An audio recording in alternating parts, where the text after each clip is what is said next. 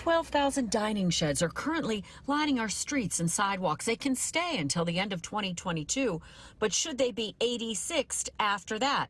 It's the question before a city planning commission. And today, city lawmakers and those who oppose these structures rallied to demand greater oversight. We feel that ceding public space to one industry for commercial use that can only be enjoyed by those who can afford to use it, and without any community review or input, is just plain wrong.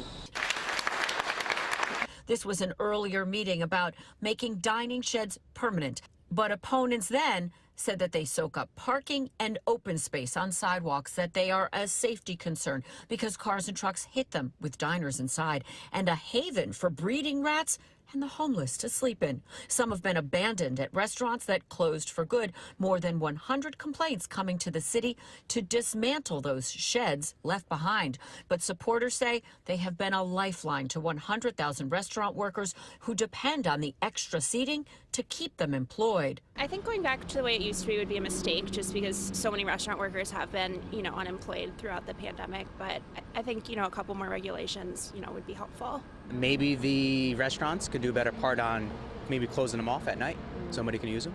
A city council survey of 418 downtown Manhattan restaurants released in August found 93% were not complying with at least one DOT guideline, including blocked fire hydrants or streeteries that extended too far into the city street, as well as setups on streets that were simply too narrow to house them.